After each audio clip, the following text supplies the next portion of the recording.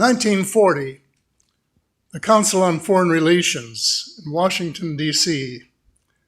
decided that that Hitler was going to lose the war and that they should start preparing for the next empire, an American empire. And it was to comprise all of the area that Hitler had coveted, including the United Kingdom, all of North America, New Zealand, Australia, and much of the Southeast Pacific Rim. And they've been working at it ever since.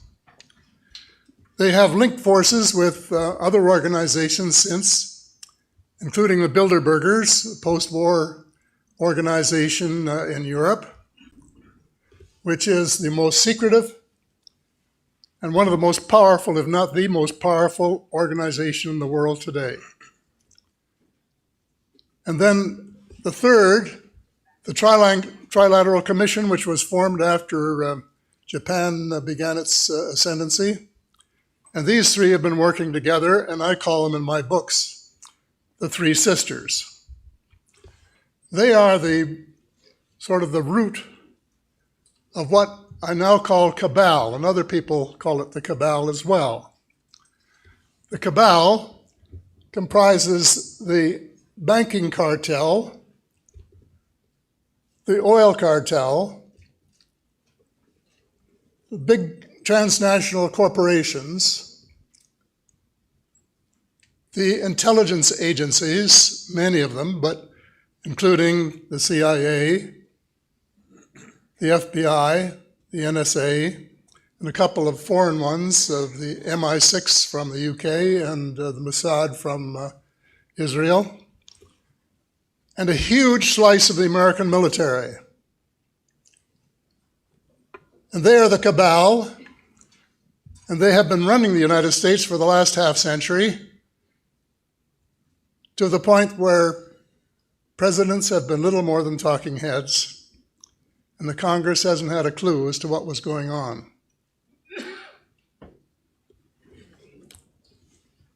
After World War II,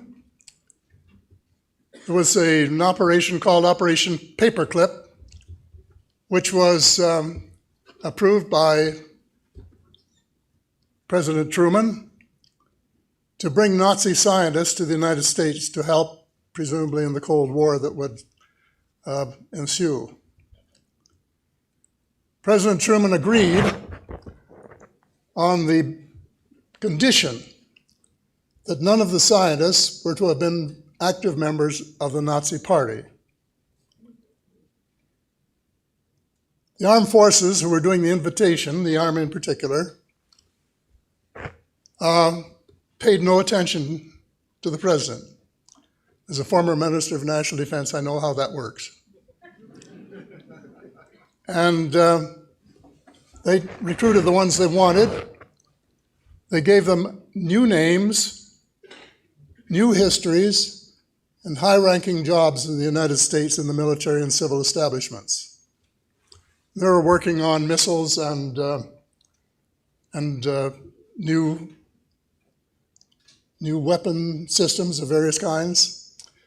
Well, then after the two crashes at Roswell, two UFO crashes at Roswell on July the 4th, 1947, one of the machines was sufficiently intact to be recovered, and they began back engineering that.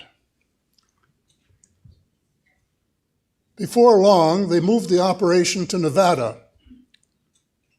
And the president then was Eisenhower, and he wanted to know what they were doing out there, and they wouldn't tell him. So he threatened to send in the First Army from Colorado. And they capitulated and allowed him to send 4 trusted members of the CIA to visit Colorado and see what was going on. Well, what was going on was exactly what they really expected, and that is the back engineering of one of the vehicles from the Roswell area. I don't think there's been a president since, well, actually Truman, who has really been in the loop, totally.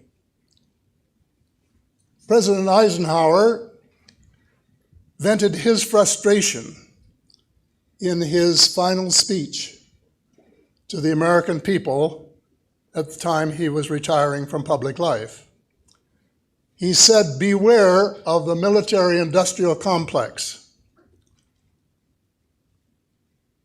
And the problem is we have paid no attention to him. An eyewitness who had worked in the company of President Eisenhower said what he was really concerned about was that the ET file had fallen into the wrong hands. And that's what he was really concerned about, and I wish he had said it. But that's, I guess, when the cover-up really got underway in earnest. Well, a lot of water has gone under the bridge since then. This cabal, their end game, is a world government. They're calling it the New World Order, which is unelected and accountable only to them. That's what they're doing. And they're well on the road to do it. And you know, they were smart. They said, we won't do what Hitler did and try to take over all this world, these countries, by military means. We will do it by using our brains and using the monetary system to crush the various countries to the point where the people will be glad to accept a military government. And we will use trade agreements, which are not really trade agreements, but which are, in effect, transfers of power from the people, the elected people, to the banking cartel and the transnational corporations.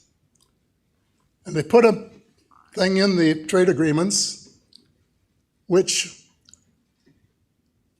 is called the dispute settlement mechanism.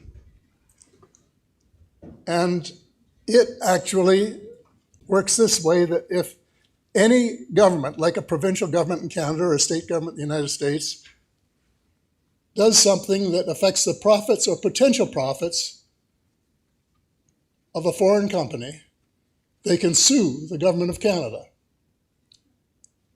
for lost profits or even lost potential profits, can you believe? They have more rights in Canada than Canadian citizens, and of course it works the same way with the United States. It's wrong in principle. Two final words. The reason they don't want us to know what they're doing is because of too many of us knew what they were doing. They might not be able to get away with it. And the reason that you don't read about it is that if you get a copy of Daniel Estulin's most recent book, he was the writer of The True Story of the Bilderberger. There are several pages, chapter and verse, that show that every major news outlet in the English-speaking world is controlled by a Bilderberger. Thank you very much.